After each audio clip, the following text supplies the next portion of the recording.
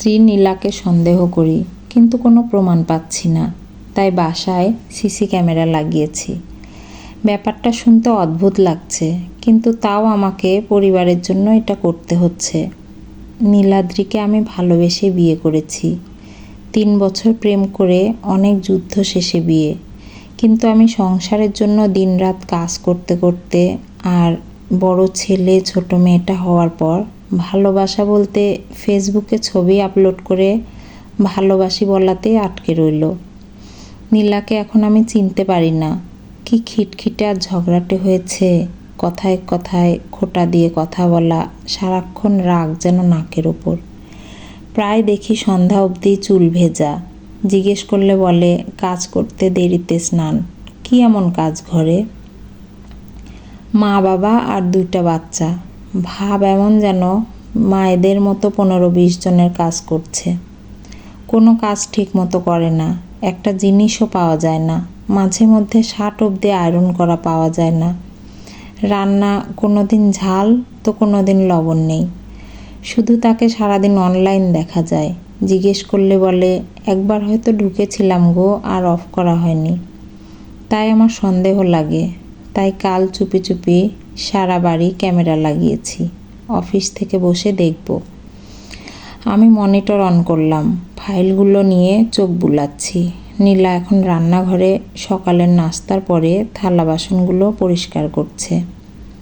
File থেকে চোখ তুলতেই দেখি নীলা বেডরুমে বিছানা গুছিয়ে রাখছে সব রুমের। অনিন্দ স্কুলে গিয়েছে। 2 বছরের মেয়ে টিনা তখনও ঘুম।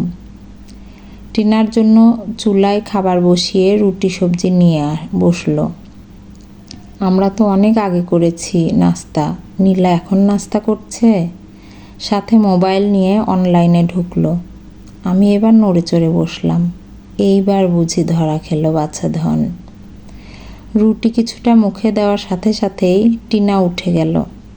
টিনা কাছে গিয়ে ওকে অনেকক্ষণ আদর করে ঘুম থেকে তুলে নিল। টিভির সামনে বসিয়ে দিল একবার। ওর খাবারটা খাচ্ছে, আবার রান্নাঘরে টিনার খাবারটা রেডি করছে। টিনাকে খাওয়াতে নিল। টিভি দেখছে, দৌড়াচ্ছে, কত কিছু করছে, কিন্তু তখনও অনলাইন দেখাচ্ছে নীলাকে। কিন্তু ও বাচ্চার পিছনে ছুটছে। আমি কাজ করছি আর মনিটরে চোখ বুলাচ্ছি। মেয়ের খাবার শেষ হলো 1 ঘন্টায়। নীলা আমার কালকে শার্ট প্যান্ট, ছেলের ড্রেস, মেয়ের অনেকগুলো ছোট ছোট ড্রেস সব তুলছে। বাথরুমে নিয়ে সব সাবান পানিতে রেখে আবার রান্নাঘরে গেল। ফ্রিজ থেকে মাছ মাংস নামিয়ে মাকে বলল তরকারি কেটে দিতে। ভাত আর টিয়ার জন্য খিচুড়ি তুলে দিয়ে একটা কাপড় নিয়ে ঘরে সব ফার্নিচার পরিষ্কার করলো কিছুক্ষণ। তখনও ফেসবুকে অনলাইন শো করছিল নীলার। মোবাইলে চোখ গেলে এসে ডাটা অফ করে। কাজ করছে, আবার রান্নাঘরে গিয়ে রান্না করছে। চুলায় একদিকে তরকারি দিল খুব দ্রুত, আবার পেঁয়াজ কেটে চুলায় দিচ্ছে, আবার মাংস কাটছে। তখন বাবা এসে বলল চা দাও তো একটু কড়া করে, আর একটু নাস্তা দিও। নীলা চুলায় তরকারি নাড়ছে, আবার বাবাকে নাস্তা ও চা দিচ্ছে। নীলা আবার ছুটছে টিনার পিছনে, ফ্রুটস খাওয়াচ্ছে। এরপর বাথরুমে গিয়ে কাপড় সব ধুয়ে শুকাতে দিল। নীলা পুরো ভিজে গিয়েছে, কিন্তু স্নান করেনি। এত দ্রুত কাজ করছে কেন? নীলা রান্না শেষ করে সব গুছিয়ে ফেলেছে। তখন মা এসে বললেন বেগুন ভর্তা করিও তো শুটকি দিয়ে। নীলা মায়ের দিকে তাকিয়ে রইল, কিন্তু কোনো কিছু বলল না। হঠাৎ আমার ব্যাপারটা চোখে লাগলো। নীলা রাগও দেখালো না। এইটা হয়তো প্রতিদিন চলতে চলতে নীলার রাগ হয়তো আগে করতো, এখন থেতো হয়ে গেছে। অসহায় লাগছে। নীলা আবার মেয়ের খাবার নিয়ে ছুটছে। কি দুষ্টুমি! যখন খাচ্ছে না তখন একটা থাপ্পড় দিল। তখন মা এসে নীলাকে উল্টো বকা দিয়ে টিনাকে নিয়ে গেল। খাবার রয়ে গেল। নীলা একটু বিশ্রামের জন্য চা হাতে নিয়ে মুখে তুলবে এমন সময় টিনা আবার কান্না শুরু করে দিল। এবার ওকে ঘুম পাড়িয়ে যখন চায়ের দিকে চোখ ফেলল ততক্ষণে চাটা ঠান্ডা হয়ে গেল। নীলা চুলায় বেগুন আর শুটকি দিয়ে খানিকক্ষণ এদিক সেদিক তাকিয়ে ঘর ঝাড়ু দিচ্ছে। তখন অনিন্দকে স্কুল থেকে নিয়ে এলো বাবা। অনিন্দ এসে শুরু করলো দুষ্টুমি। নীলা অনিন্দ আর টিনাকে স্নান করাতে নিল। দেখে মনে হলো যেন যুদ্ধ করছে ওদের সাথে। বাচ্চারা পানি নিয়ে খেলা করছে আর সারা মেঝে ভিজিয়ে দিচ্ছে। আবার এইদিকে রান্নাঘরে ভর্তার জন্য দেওয়া বেগুন প্রায় পুড়ে গেছে। নীলা ঘর মুছতে নিল। রান্নাঘরে গিয়ে ভর্তা করছে, আবার ঘর মুছতেছে। বাচ্চাগুলো টিভি দেখা নিয়ে মারামারি শুরু করলো। নীলার পরিষ্কার করা ঘরে আবার ওরা ময়লা করেছে। নীলা ওদের বকাবকি করলো কিছুক্ষণ। বাসায় থাকলে আমি উল্টা নীলাকে বকা দিই ওদের কিছু বললে। অদ্ভুত ব্যাপার, এখন আমার স্বাভাবিক লাগছে। নীলার জায়গায় আমি হলে আরও বেশি রাগ করতাম মনে হচ্ছে। নীলা ঘর মুছে বাথরুমগুলো পরিষ্কার করছে। তখন প্রায় 2টা। বাবা ভাত চেয়ে যাচ্ছে, মা কিন্তু টিভি দেখছে তখন। নীলাকে ক্লান্ত লাগছে। নীলা 1 গ্লাস পানি খেয়ে আবার রান্নাঘরে গিয়ে ভাত তরকারি সব এনে টেবিলে রাখলো। বাচ্চাদের জন্য খাবার নিচ্ছে। বাবা চিৎকার করছে, ভাত দিছো তো পানি কে দিবে? গলায় ভাত লাগিয়ে মারতে চাও নাকি? আগে পানি দিবে। নীলা আবার দৌড়ে এসে ফিল্টার থেকে পানি দিয়ে দিল। এটা তো বাবাও করতে পারতেন।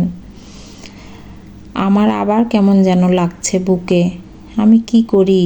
ওকে অযথা সন্দেহ করে অনেক দিন তার সাথে খারাপ ব্যবহার করেছি। এই কাজটা ঠিক করিনি। নীলা টিনাকে খাওয়াচ্ছে। অনিন্দকে বাবা মায়ের সাথে খেতে দিলেও খাচ্ছে না।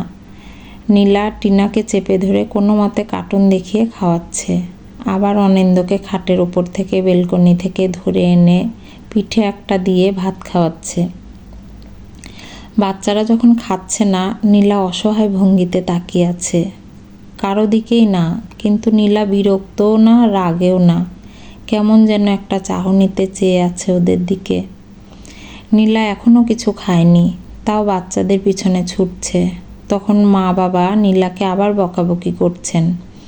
মাছে ঝাল বেশি হয়েছে, ভাত আর একটু ফোটাতে পারো না, শক্ত থেকে যায়। বেগুন ভর্তায় তো লবণের ছিটে ফোটাও দাও নাই। সারাদিন কোনো কাজ নাই, টিভি দেখো, মোবাইল চালাও, আর 2টা রান্না আর কি। খাওয়ার সময় যদি ঠিক মতো খেতে না পারি কেমন লাগে? নীলাকে চরম বিরক্ত দেখাচ্ছে, কিন্তু কিছু বলছে না। তখনও বাচ্চাদের আরও জোরে জোরে বাহানা করছে, একটা থাপ্পড় দিয়ে ভাত খাওয়াচ্ছে। সবার খাওয়া শেষে নীলা সব থালা বাসন তুলে পরিষ্কার করলো। বাচ্চাদের আরও কাপড় হয়েছে, সেগুলো ধুয়ে শুকাতে দিল রোদে। বেলকনির চারাগুলোতে পানি দিয়ে এইমাত্র নিজে স্নান করতে গেল। ওমা, নীলা 10 মিনিটে বের হয়ে গেল। নীলা খেতে বসলো তখন প্রায় 3:30। নীলা আবার মোবাইল হাতে নিল। কিছুক্ষণ ফেসবুক চালিয়ে ওর মায়ের সাথে কথা বলছে। নীলা ভাত খাচ্ছে, তখন বাবা এসে টিয়াকে দিয়ে গেল। বাবা ঘুমাবে। টিয়া বিরক্ত হয়ে তাও খেয়ে নিল। নীলাকে এখন ভীষণ ক্লান্ত লাগছে, কিন্তু রেস্ট নিতে পারছে না। টিয়া ঘুমাচ্ছে না। টিয়া ঘুমালো 5টার দিকে। অনিন্দ এদিকে তখন কি যেন একটা ভেঙে ফেলেছে, ওটা পরিষ্কার করে আবার শুয়ে পড়ল। 5:30টায় বাবা আবার চা চাইছে। মা চিৎকার করছে, এতক্ষণ কিসের ঘুম? ঘরের বউ এতক্ষণ ঘুমালে ঘর তো লক্ষ্মী ছাড়া হয়ে যাবে। নীলা উঠতে পারছে না, পা রাখতে পারছে না, তাও উঠে আবার ঘর ঝাড়ু দিচ্ছে। বাবাকে চা দিল, সবার জন্য নুডলস বানিয়ে আমার জন্য কিছুটা রেখে দিল। অনিন্দকে পড়াতে বসেছে আর বারবার বাইরের দিকে তাকাচ্ছে, হয়তো সে আমার আসার অপেক্ষা করছে। তখন আমার বুকটা আবার থমথম করে উঠল। অফিস থেকে বের হওয়ার আগে দেখলাম শার্ট আয়রন করছে, তারপর শুয়ে আছে, কোমর ধরেছে ওর। বাসায় ফিরে এলাম। আজ নীলার সাথে চোখ মেলাতে পারছি না, কিন্তু এটা নীলা 10 বছর ধরে করে আসছে। কতদিন হিসাব করলে আমি নীলার সামনে দাঁড়াতেই পারবো না। পরের দিনও সেম রুটিন নীলার, কোনো দিন আরও বেশি। এইভাবে 3-4 দিন দেখার পর নিজেকে ভীষণ অপরাধী লাগছে। কত আদরের মেয়ে ছিল নীলা। 10টায় ঘুম থেকে উঠে ভার্সিটি যেত, আমার সাথে দেখা করতে এলে কত সেজে গুজে আসতো। অনেক লম্বা চুল ছিল তার। কত অযত্ন হচ্ছে এখন।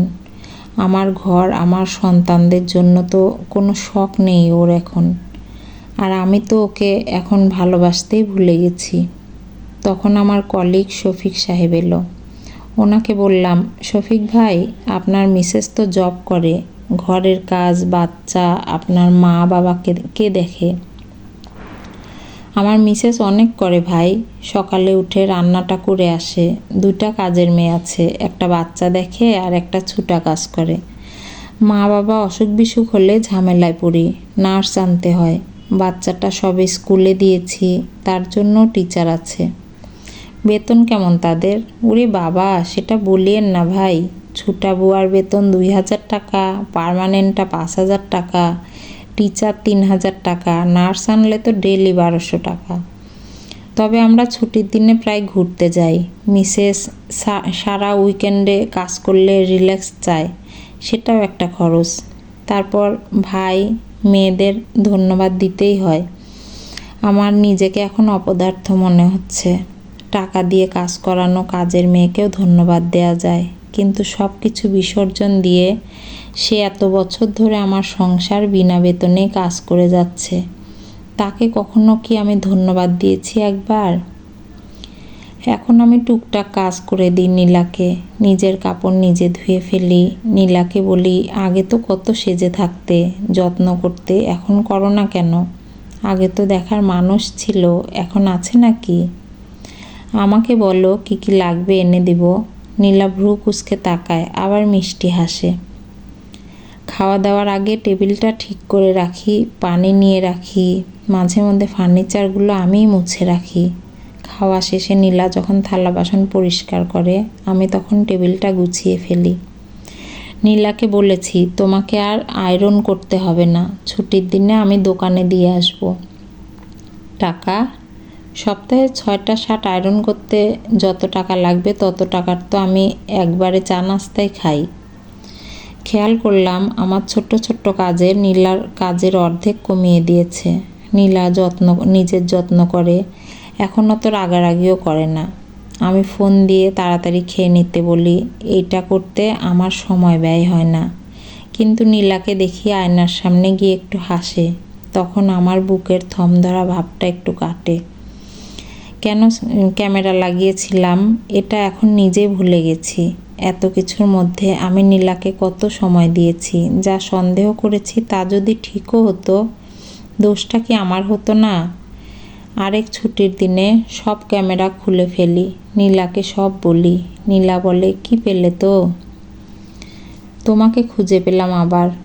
আমার ঘরের বউ আর বাচ্চার মা নয়, নীলা হিসাবে তোমায় পেলাম। ধন্যবাদ তোমাকে নীলা। কেন? এই যে এত কিছু করো আমাদের সংসারের জন্য।